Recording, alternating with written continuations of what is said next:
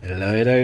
Today ay aayusin naman natin ang AC system ng ating van. Isa sa usual na problema ng Ford E150 katulad ng van natin ay ang mainit na aircon. At ang kadalasang rason kung bakit mainit yung aircon ay yung madumi or barado yung condenser or kung minsan kulang lang yung refrigerant. So sa video na ito ay magpapalit tayo ng condenser, magpapalit din tayo ng orifice tube at magkakarga tayo ng refrigerant. Ito na yung bago nating condenser. Mukhang maayos naman siya. Magsimula na tayo by removing our front grill. Ito yung papalitan natin na condenser. Tapos dito naman nakalagay yung orifice tube. Tinanggal ko na muna yung fan sa condenser. Tatanggalin ko na rin muna yung air filter para may access tayo sa mga linya ng aircon. Ito. Next, tinanggal ko yung mga mounts ng condenser natin.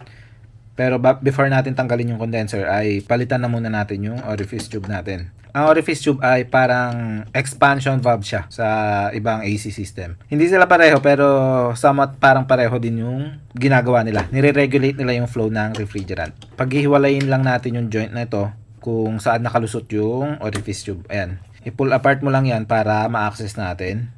At ayun, makikita mo na yung orifice tube dyan. Yung green na tab dito. Hihilain mo lang yan para matanggal siya. Gamitan natin ng pliers kasi kung minsan mahigpit talaga yan. Ayun, natanggal din. Ito na siya. Sobrang dumi na. May mga nakabara na. Kaya hindi na nakakadaan yung refrigerant na maayos. Check natin kung tama ba yung nabili ko na replacement niya. Mukha naman pareho sila. Ilalagay lang natin ito dito. I-reverse lang natin kung paano natin tinanggal yung luma dito. So, kung minsan medyo masikip ito. Tapos pag ilalagay nyo, huwag nyo kalimutan lagyan ng oil para sa AC nyo. Para mas madulas siya. Mag-ingat ka lang na hindi siya madadamage. At ayan, nailagay na natin siya. Medyo masikip siya pero dahan-dahan lang. Papasok din yan. At ayan, nailagay na natin siya. I-lock lang natin ulit. Yun pala, kung meron ka ng mga O-rings, palitan mo rin yung mga O-rings nung mga joints. Para sure na walang mag-delete. Pagkatapos naman ay balik na tayo sa pagtanggal ng condenser natin. Nandito yung connection ng condenser. Kailangan lang natin tanggalin yan. Dalawa yan. Ito. At ito pa yung isa. Unahin natin tanggalin to. Nakalimutan ko pala sabihin kanina na pag may refrigerant pa yung AC system nyo ay maganda kung ipatanggal nyo muna sa AC specialist yung lumang refrigerant para hindi nyo siya i-vent sa atmosphere. Kasi lalabas lahat ng refrigerant once na nagbukas na kayo ng any line sa AC system nyo. Which is hindi maganda sa kalikasan. In my case, wala na refrigerant yung AC natin kasi na-vent na ito ng mga mekaniko nung nagpa-overhaul tayo ng makina. Pero dito naman sa Pilipinas, kadalasan hindi din talaga nila kinokollect yung ganyan. Event lang talaga nila yun sa atmosphere eh. At ayan, natanggal na. Next naman ay yung isa pa. Ito. Ayan, natanggal na rin. Pwede na natin tanggalin yung condenser natin. Ito yung luma at ito naman yung bago nating condenser. Check natin kung pareho ba. Same naman sila ng size pero mukhang magkaiba yung piping nila dito. So, kailangan nating i-modify yan para maging pareho sila at hindi tayo mahirapan sa pag-install. Tanggalin lang natin ito. Ayan. Tapos, i-bend natin yung pipe. Mas makapal yung tubo dito sa taas. So, kailangan painitin para mas madali siyang i-bend. Hindi na rin natin kailangan itong bracket na to. So, tanggalin na rin natin siya. Yun talaga ang hirap pag modified na yung sasakyan mo. Kapag magpapalit ka ng parts, kahit original na stock part yung gagamitin mo ay hindi siya basta plug and play. Kailangan talaga i-modify mo muna bago ka magpalit. At ikakabit na natin yung condenser. Sakto. Ito yun, no? Kaya kailangan i-bend kasi tatama dito. Okay na. Kakabit na lang natin yun. Kailangan ko rin pala i-modify yung mount na nag-hold sa condenser natin. Since mas malapad na konti yung condenser na bago. At ayan, okay na. Ibalik ko lang yung condenser fan natin. At ayan, okay na rin. Now, kailangan na lang natin kabit ulit yung mga lines. At ayan, connected na po sila. Next ay magkakarga na tayo ng refrigerant. At kailangan natin gumamit ng ganito. Ito ay yung AC gauge manifold. Ginagamit ito para ma-monitor natin yung pressure ng AC system natin. Kailangan din natin ng vacuum pump kasi kailangan natin i-vacuum yung system para matanggal yung hangin at moisture sa loob ng system natin. Bago natin pwede kargahan ng refrigerant. Kakabit natin yung manifold gauge natin sa vacuum pump natin dito. Yan yung line sa gitna ng manifold gauge. After nyan, ikakabit na natin yung low side ng manifold gauge sa low side ng AC natin. Tapos yung high naman sa high. So, paano mo laman kung ano yung high at ano yung low? May label yung cover nyan kung minsan. Nakalagay high tsaka low. And magkaiba yung size niyang dalawang yan. Hindi mo maipapasok yung low na connector dun sa high side. Then, i-open lang natin yung magkabilang side. Pag nag-open kayo nito, pipihitin mo lang ng clockwise pero wag nyo masyadong pihitin ng sobra kasi pwede mong mabali yung valve sa loob. So, don't ask me how I know. I-open na rin natin yung valve sa manifold gauge. And then, pwede na nating i-turn on yung vacuum pump. Iiwan ko lang ito ng mga 1 to 2 hours para sure na wala talaga moisture sa loob ng system natin. I-close ko lang yung valve ng manifold gauge natin bago natin pinatay yung vacuum pump natin para ma-retain yung vacuum sa loob. Ayan, after natin i-vacuum ng 2 hours, dapat nasa negative na yung gauge mo. Sa atin, nasa negative 30 na. Iiwan pa natin yan ng ilang oras to make sure na hindi tataas yung pressure natin, which means walang leak yung system natin. So, dapat ma-maintain niya lang sa negative 30 yung pressure. At after ng ilang oras ay hindi naman nagbago yung reading natin, nasa negative 30 pa rin. Ayan. Ready na tayo maglagay ng refrigerant yan. Ito yung refrigerant na gagamitin natin.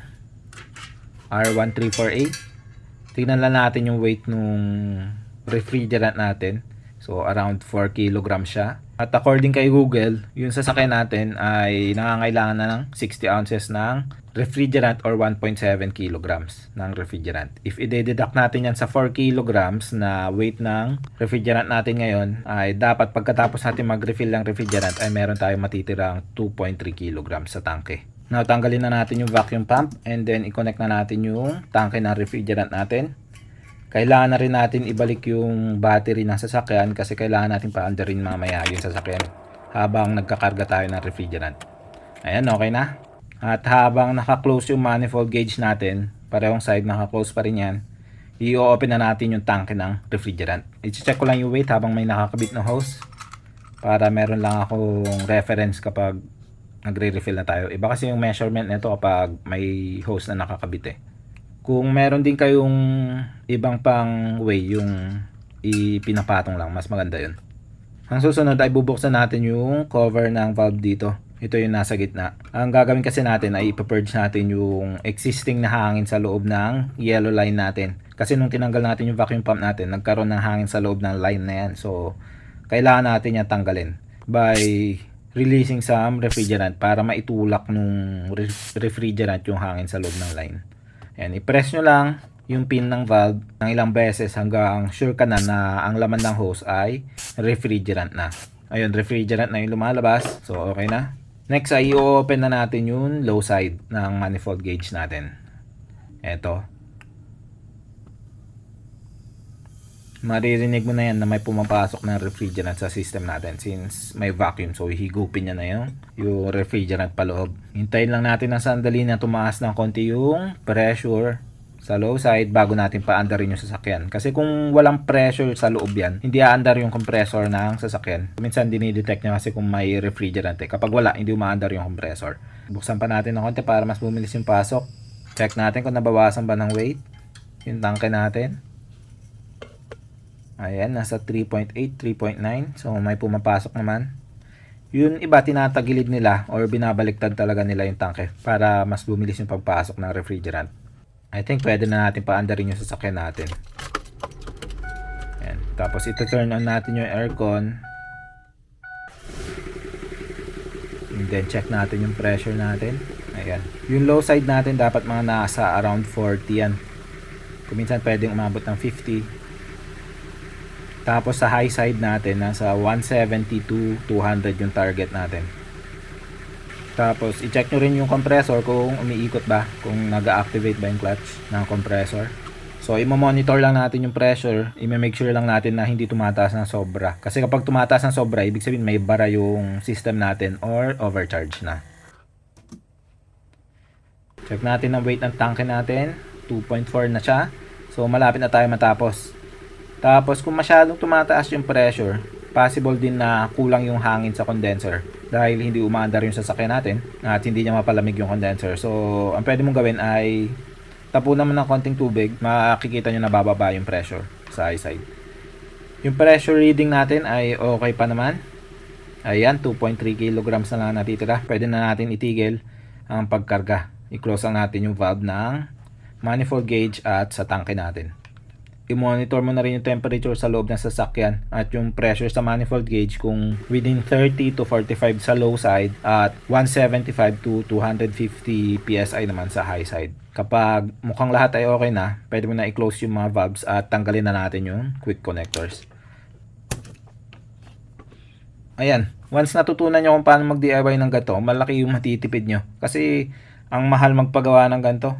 For me, isa ito sa sulit na i-DIY dahil halos same lang ng price ang magagastos mo sa tools na bibili mo versus pag pinagawa mo. Pero next time na gagawin mo ulit to, may tools ka na. So, refrigerant na lang yung bibilin mo. Ayan, okay na ulit yung aircon natin. Lumalamig na. So, ayan.